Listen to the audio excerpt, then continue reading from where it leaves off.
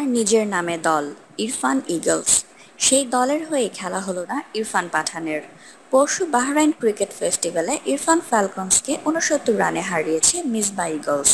টি-20 এই ম্যাচে সদ্যই আন্তর্জাতিক ক্রিকেটকে বিদায় জানানো মিসবাহুল হক ৩৮ বলে ১২১ রানের বিস্ফোরক এক ইনিংস খেলেছেন। শহীদ আফ্রিদি ৪৯ বলে করেছেন ৭৯ রান।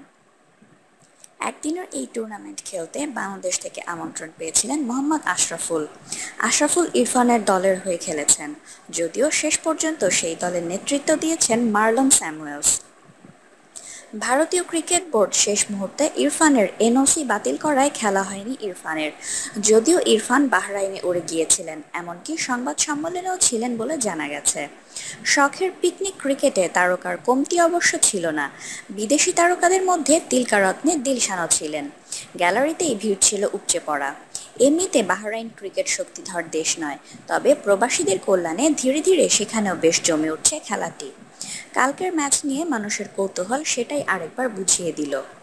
১০ ছক্কায় খেলা মিসবার ঝড়ো ইনিংসে প্রথমে ব্যাট করে তার দল ৫ উইকেটে ২৪৪ রান তোলে।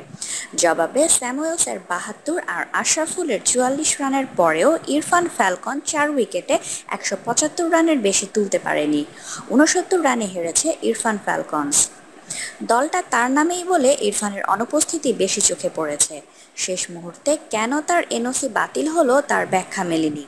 তবে ধারণা করা হচ্ছে বিদেশি কোনো লিগে ভারতের ক্রিকেটারদের খেলতে না দেওয়ার কঠিন অবস্থান থেকে সরে আসতে চায় না বিসিসিআই।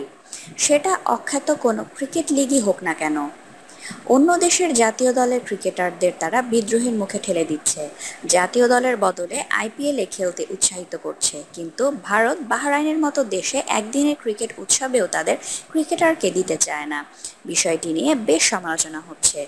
গত ফেব্রুয়ারিতে ইরফানের বড় ভাই ইউসুফকেও হংকংয়ের এমনই একটি টি-20 টুর্নামেন্টে খেলতে দেয়নি বিসিসিআই।